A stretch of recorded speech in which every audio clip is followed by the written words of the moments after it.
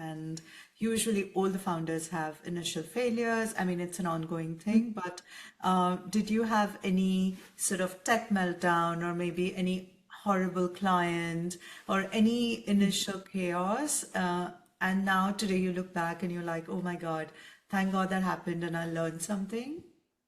Yeah, I mean a lot. Even this year we've gone through another season of growth. I had one of my core team is on maternity leave, and it meant we got in order to set ourselves up for growth, has split up the role, and it's gone well. It's just there's learning is in everything, and we're a virtual assistant agency, fractional assistant agency, whatever you want to call us.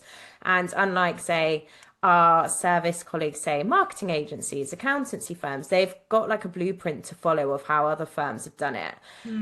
Ours is still so new and so based on getting paid for the time you do. So we face a lot of challenges trying to scale.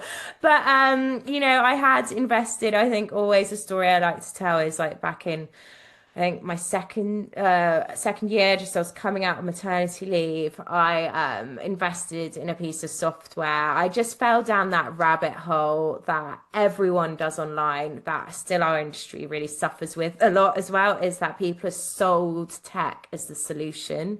And it's really not, because all tech has any project management tool, any CRM has its great sides, its dark sides, but the only way you'll get the value out of it is by inputting into it, and that's a human being building it in the way that your business and you need.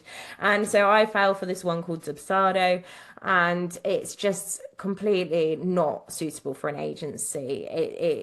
It's an okay piece of software, it's fine for the right person, but it was complete failure for us. So I'd spent not only the money on the software, but the money on someone building it. And it wasn't GDPR compliant, which I like everything to be because it's a US based company, but didn't have some US based companies obviously then have the setup to make sure they're covered in your region, UK and the EU.